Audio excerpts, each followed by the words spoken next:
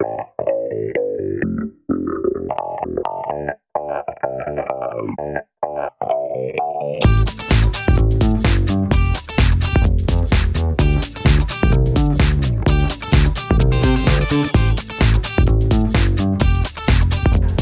wir sind die Reporter der Südpolshow auf 92.4.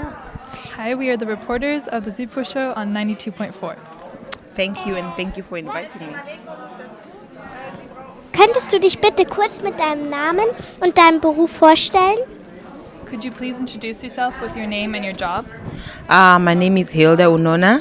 I'm a children's producer in Namibia, NBC. Also ihr Name ist Hilda Uunona, wenn ich es richtig ausgesprochen habe. Und sie ist eine Kinderproduzentin, also für Kinderfernsehen in Namibia von BBC. BBC? NBC. NBC. Anna Mushunga nimmt uns ja mit auf ihren Bushwalk. Hast du dir dein Essen auch schon mal in der Natur zusammengesucht? Anna Mushunga lets us join her on her bushwalk. Have you ever gathered your food in nature as well?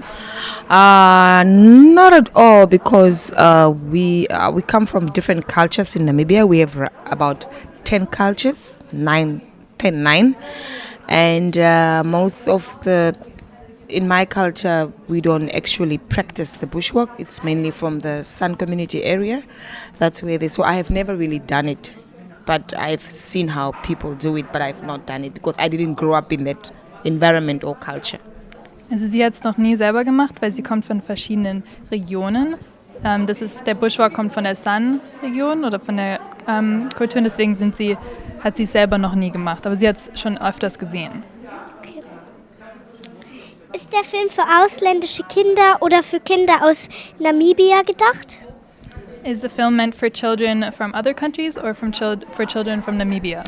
It's mainly meant for children from Namibia because it's trying to encourage kids from Namibia to actually learn about each other's cultures and understand intercultural relations within the nation.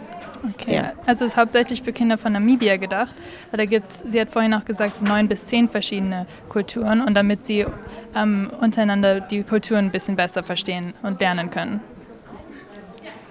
Ist es in Namibia normal, auf Bushwalk zu gehen, oder macht man das nur in bestimmten Regionen oder zu bestimmten Anlässen? Okay, you already said this a little bit, but they asked if it's normal to go on bushwalks in Namibia or if it's only common in certain regions or for specific occasions. Yeah, like I said, it's specifically for certain cultures, especially the San people that we have shown in the movie. They depend only on bush food. Basically, if they don't have any other food to eat, obviously they eat other type of food, but their main concern or their main type of food is the bush food. So they would go in the bush. The men go and hunt mostly, and the ladies go in the bush and collect food and medicine. They hardly go to the hospital. They use the medicine from the bush. Okay, also wie sie vorhin schon gesagt hat, das ist hauptsächlich von der San-Kultur, dass sie Bushwalks machen, und da kriegen sie auch hauptsächlich ihr Essen her. Und auch, sie gehen oft nicht ins Hospital oder ins Krankenhaus. Also ohne besondere Anlässe. Ohne besondere Anlässe. Ich glaube schon, doesn't take place on certain occasions. Not at all. It's a daily thing that they do. You have to go in the bush if there's nothing to probably eat at home during that time. And they also do it now for the tourists. Sometimes when they come around and visit them, they would have a little practice, but mostly they would go out there and collect food to eat if they have nothing. Okay, also es ist eher was Tägliches. Also wenn sie sonst nicht essen haben, dann gehen sie in den Busch und da finden sie auch wirklich ihr Essen. Und jetzt machen sie es auch manchmal für Touristen, also für Touristen, die kommen. Genau. Was machst du gerne in deiner Freizeit? What do you like to do in your free time? But of course I would like to do it. I think it's interesting. I tasted the food. The berries were nice. Yeah, I think it's nice. I would love to do it. Also sie würde es gerne in ihrer Freiheit mal machen. Sie hat schon mal die Beeren probiert. You've tried the berries? Yes. Okay. Und sie findet es eine schöne Idee. Wie lange dauert so ein Bushwalk für gewöhnlich? How long does a bushwalk normally take? Because the area is so small and the kids know where the food is, basically they have been doing this for many years, so they know that this type of area there's maybe elephants or lions, we don't need to go that side. They specifically, the food is on this side, so we only look at this side, and they know the ways and they know the road, so it takes them like 2 hours.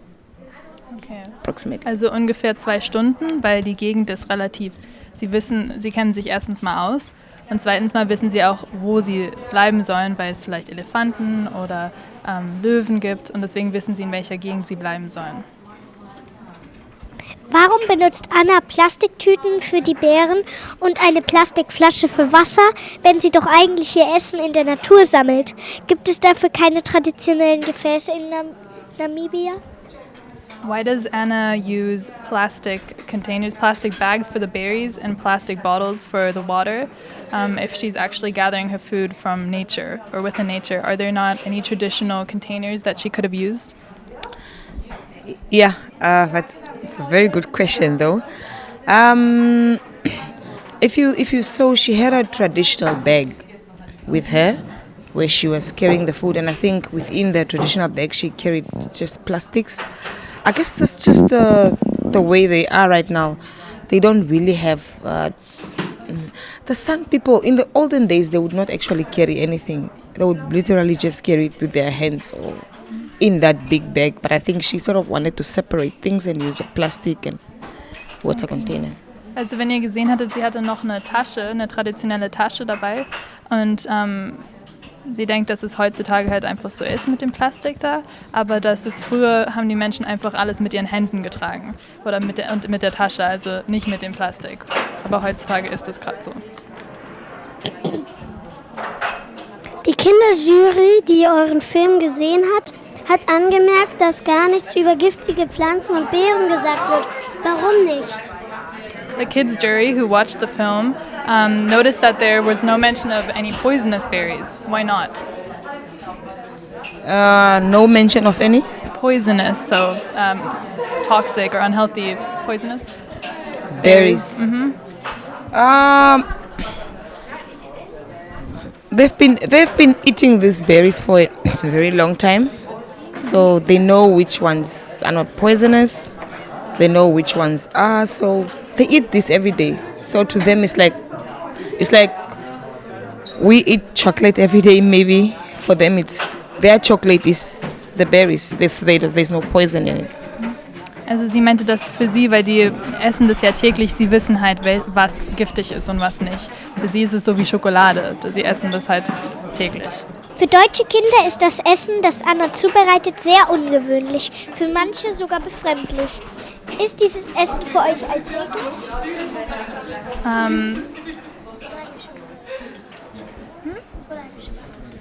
Wurde schon beantwortet? Wollt ihr die nächste Frage machen? Okay. So she just said that the question was already answered, but I should still ask, or they still want to ask. For German kids, the food that Anna prepares was quite unusual and maybe even strange for some. Is the food normal? Is it a daily food? Yes, that's what they eat. They depend on that, and like you saw, she said it's very delicious. Mm-hmm. And their forefathers depended on that. Their grandfathers depended on that. That's their lifestyle. And that's what they eat. Also ja, das essen sie täglich und sie haben ihre Vorfahren haben auch davon gegessen und werden es auch immer noch tun. Und sie hat auch gesagt im Film, dass sie es sehr lecker findet. Genau. Wir hätten das Essen jedenfalls sehr gern probiert. Und wir würden auch gern wissen, wie dieses Gericht heißt. They said they would have really liked to try the food and would like to know what it's called. Oh, it's called the whole food. They call das it ganze Essen oder was Spezifisches? Das ganze Essen. Okay, everything, the whole food. The berries, they are called just berries in their tradition. I don't know what they are called, crow something like that. And the potatoes are the they dig the potato under the ground, so it's sun potatoes that they normally rely on and eat. Okay, also die Beeren heißen einfach nur Beeren und die Kartoffeln sind Sandkartoffeln, die sie von dem Boden halt aufgegraben haben. Und wie geht es euch mit unserem Essen hier? Gibt es da etwas, das ihr niemals probieren würdet? How do you like the food here? Is there anything that you would never try? In Germany. In Deutschland? In Deutschland. I think they eat a lot of bread. We eat a lot of nature, like natural food that side. Maybe in some cultures, like the San people, they eat bush food. In my culture, for instance, we eat maize that we plant ourselves. We call it mahangu. Mm-hmm. So here I find it different. They eat a lot of bread. I'm not a big fan of bread. Also was sie besonders bemerkt beim deutschen Essen, dass wir viel Brot essen und dass sie selber jetzt persönlich nicht so viel Brot isst oder auch nicht so viel Brot mag, weil in ihrer Kultur und in Namibia ist frisches Essen, also so zum Beispiel Mais, viel mehr frisches Essen und nicht so viel Brot. Die San sind die Ureinwohner Namibias und werden Bushman genannt. Welche Eigenschaft hat eines Bushman? Hättest du gerne selber? Okay, so the native people of the San culture, or the San are the natives of Namibia, and they're called the Bushmen, right? Okay, which qualities of Bushmen would you like to have?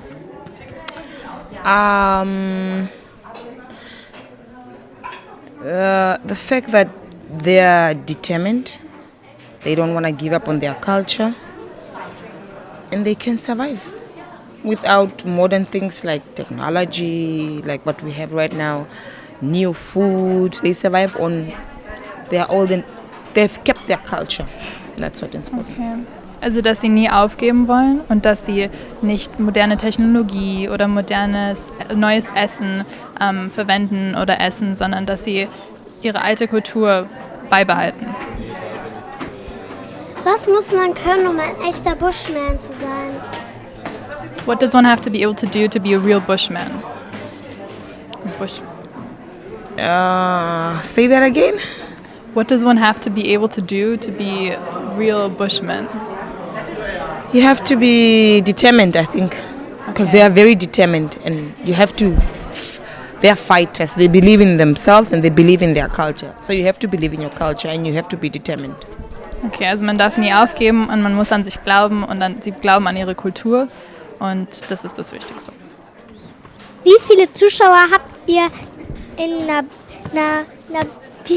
Namibia in einer Sendung wie My Bushwalk ungefähr? How many viewers do you have for a show like My Bushwalk in Namibia approximately? Namibia's population is very small.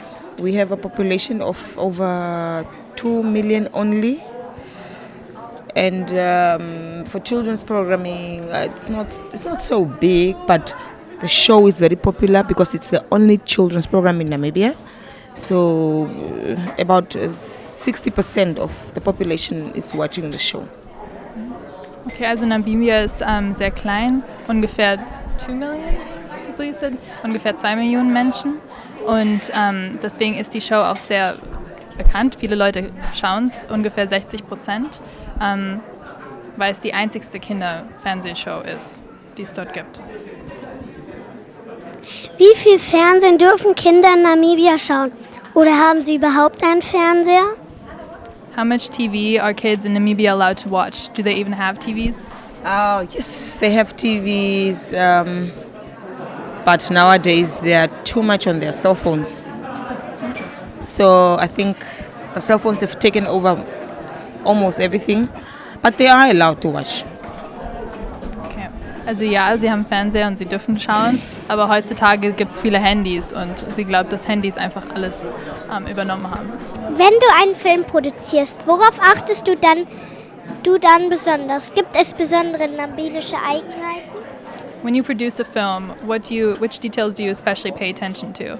Are there any specific features that are typical of Namibia? I would say yes, there are.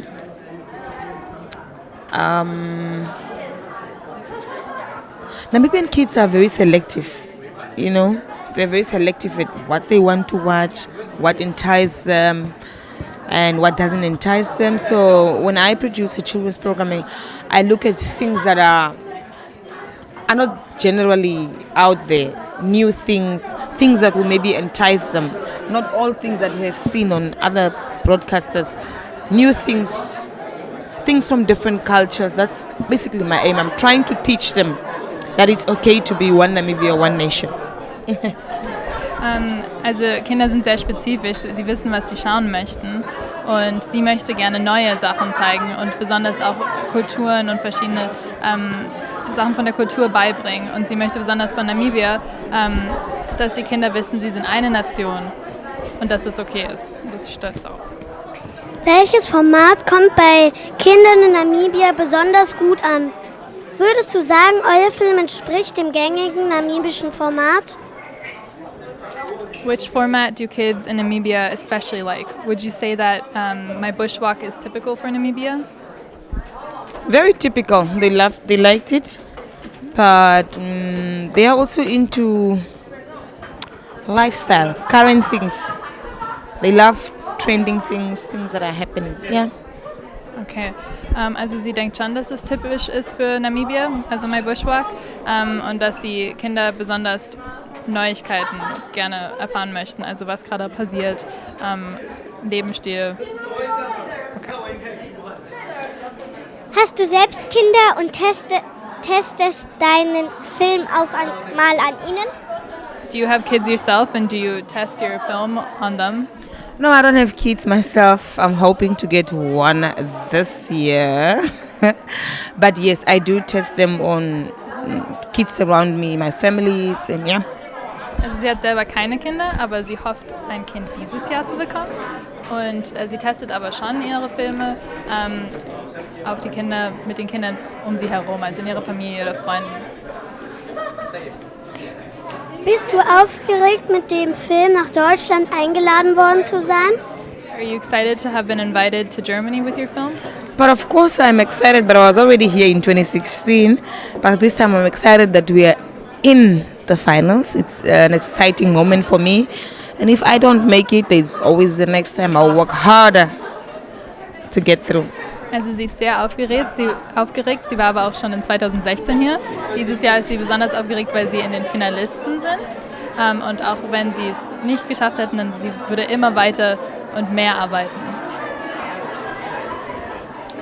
Wieso gibt es in Deutschland keine Bushmen? Why are there no Bushmen in Germany?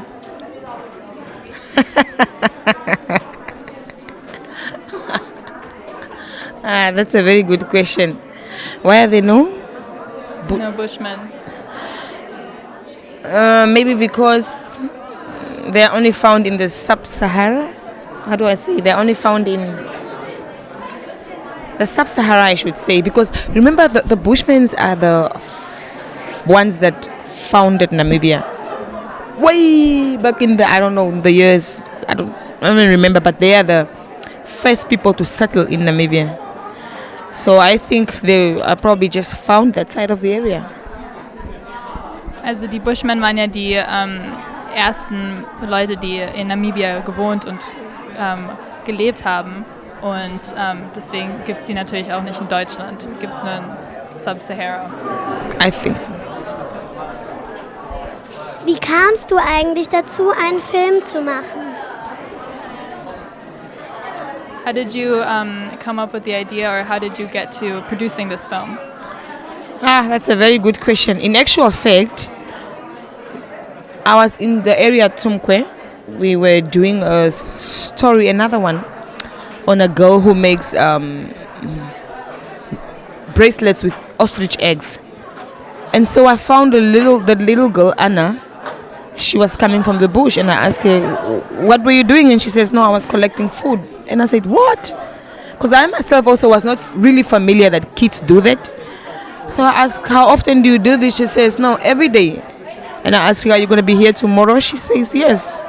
And that's how I got hold of her and that's how we filmed. Also sie war in der Gegend in Tsumkwe und eigentlich für ein anderes Projekt, für einen anderen Film. Und da hat sie die Anna getroffen, also Anna Mushunga, die, ich weiß gerade den Namen nicht, Vogeleier gesammelt hat, um Ketten zu bauen, also Ketten zu basteln. Und dann hat sie halt im Busch gefunden gehabt, während sie die Buschwanderung gemacht hat, und hat sie gefragt, wie oft sie denn das macht, weil sie wusste nicht, dass Kinder das auch machen. Und sie hat gesagt, täglich. Dann hat sie gefragt, ob sie am nächsten Tag auch da sein wird. Dann hat sie gesagt, ja. Und so haben sie dann den Film produziert. Dann ist die nächste Frage aber schon beantwortet. Das stimmt. The next question is already answered. Ja. Du bist dran. Unser Laster. Weißt du schon, wovon der nächste Film handeln wird? Do you already know what your next film is going to be about? But of course I do. And I already want to go film it when I get back. Yeah, my next film is going to be a very interesting one also. It's about a little Himba girl. Himba? Yeah, if you heard about them from Namibia. Yeah. Sie weiß natürlich schon, was ihr nächstes Projekt sein wird, und sie freut sich auch schon, anfangen zu drehen zu können, wenn sie wieder zurück ist. Es wird um ein Himba-Mädchen sein. Was ist ein Himba-Mädchen? What is a Himba girl? A Himba girl, I wish I had a phone to show you guys now, but they are more like the Sun people, but these are kids that originates from Namibia. How do I explain this? The Himba kids are kids that don't. Okay, they grow up. Literally, their structure is like the kids that come from a culture where they're not allowed to cover up for anything except their. You know what I'm trying to say? Yeah. And they literally they grow up, they don't wear anything and they don't bath. They have a technique, what they use. They don't bath, they don't literally wear anything. And they live in Namibia. Also sie hätte gern ein Bild, was sie euch zeigen könnte. Aber die haben in ihrer Kultur, ziehen sie eigentlich nichts an, außer hier und hinten. Und also tragen eigentlich nichts und wachsen auch so auf. Sie tun auch nicht baden, da haben sie auch ihre eigene Technik, wie sie anstatt zu baden. Und ja, und darüber filmt sie. Ja. Könntest du zum Schluss bitte unsere Hörer der Südpolshow auf 92 grüßen mit deinem Namen und deinem Beruf? Lastly, could you please greet our listeners on the Südpolshow on 92.4 with your name and your job? In my own language. In ihrer eigenen Sprache? Ja. In my own language. Hello, Evinaranje ungai Hilda, ndaza ko Namibia, ngai o producer ko NBC.